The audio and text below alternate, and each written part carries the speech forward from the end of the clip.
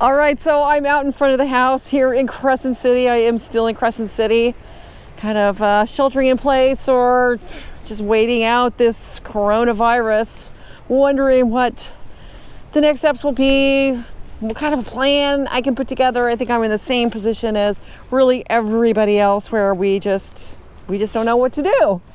And I have my trike, and I was going to go for a ride. It's very, very windy today. Beautiful day. And I was also going to test a fix for my electric assist. And so I thought I would explain about my electric assist and what's going on, and talk about plans, whatever plans I can make, and a couple of interesting updates. So, all right, let's get into it. Come on, Myrtle, let's go.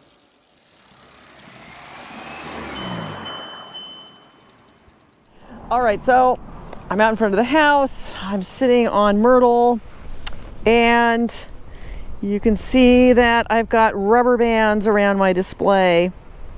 Having a problem with the display, and it's kind of an interesting problem. It's not really a problem with the electric assist. The electric assist is working just fine. But I think that because of the way I've been transporting my trike in the back of the truck, and I have been leaving the display attached to the holder on my trike whenever I'm traveling, driving with the truck in the back under the canopy. And I think the vibration of driving has been too much for the display in the holder.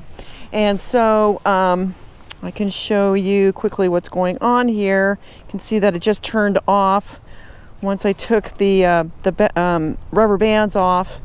But in the back here, you can see there's these two connecting points which match up to these two connecting points, and there's pieces of plastic missing on each side, on this side and on this side here. And it has meant that the display is no longer fitting in the holder tightly. And so if I slip it on here like this and I turn it on, it just turns off. It's just not a good connection. And so even holding it in place, it just won't turn on unless I hold it very, very still. And so what I have done is I've put these rubber bands on it, and now it's working just fine. I went on a 10-mile ride, 15-mile ride, I don't know. It was so windy. I was planning on going much, much further, but it was just too windy. Tomorrow's supposed to be a much better day, so I think I'll take the trike out for a longer ride tomorrow. But until I can get this fixed, a couple of rubber bands, and it really only needs one, but I was worried that if one broke, then I would be without my motor, which isn't even a huge problem, because with this system I can ride without the motor, and it's just a little bit extra weight with the batteries and the motor, but it really, really I can move the trike, move the pedals as if I don't have a motor. But it is nice, since I do have the motor, to be able to use it. So that's my fix. Couple of rubber bands, and I just rode it for about 15 miles, and it seemed to work just fine. So until I can get this fixed, I'm gonna head up to Portland probably in a couple of weeks, and I'll get this display updated, upgraded, and then everything will be fine. All right, so I've got a couple of more updates, but let me put the trike away, and then I can find a more comfortable place to talk about a couple of other things that are going on. All right, give me a second. All right, so I have the trike put away, and I am out of the wind. God, the wind on the coast, it's like a monster. You're out riding, and sometimes it's fine, and then, oh my gosh, it can be so strong. It's really hard to ride, even with the electric assist. So I'm out of the wind now. It feels a lot better. It's a gorgeous day, and it's a beautiful yard, so it's really okay. And I've been in touch with HP Velotechnic, where I got the electric assist, and with Recumbent PDX, which is my bike shop in Portland, who installed the electric assist, and we're going to get a new display installed. The only hiccup with it, well, there's a couple. One, I think that the display I have isn't being made anymore. And so I think they're going to have to completely change out the holder and the display. And then the other issue is when I can go up to Portland. It's probably about a 5-hour drive from where I am in Crescent City in Northern California. I'm like right on the border of California and Oregon, so it's really not that far. But a few days ago, I drove to Medford to pick someone up at the airport.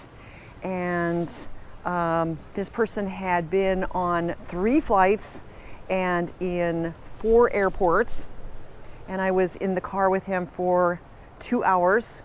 And so it's kind of occurred to me that I probably should wait out 2 weeks and make sure that neither one of us are sick before I go up to Portland and, possibly spread the virus. I mean, it's such a weird feeling, like this whole virus, and like you have this extra thing to consider with everything you do.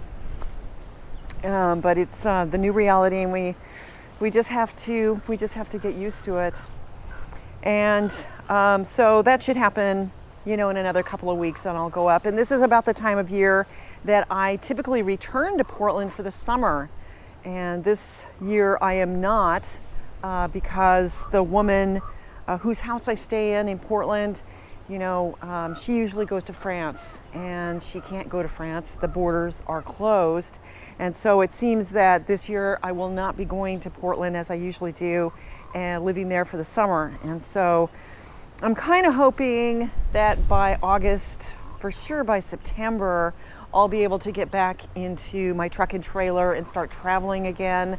But as of right now, the campgrounds are closed. The state parks, the national parks, are closed to camping. They're all open for hiking and walking and day use, but they are still closed to camping. So I'm just waiting to see when those will be reopened, and to see if, maybe the virus will start on its way down. I would really don't want to be out camping and have everything shut down on me, and again be stuck with no place to go. So those are some of my concerns, and I think we're all concerned about it, and kind of watching day by day to see where this thing goes.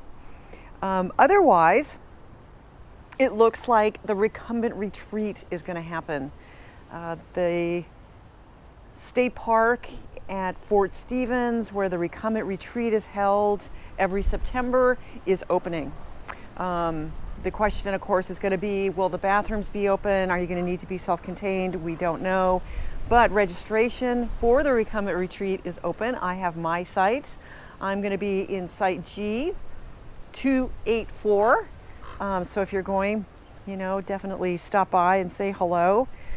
And I am just feeling very lucky to have this trailer, because until this year, I always rode to the Recumbent Retreat and I just stayed with whoever. I had a really small tent. Everybody's got RVs, and it was super easy for me to set up my tent in somebody's site, and was like not an issue.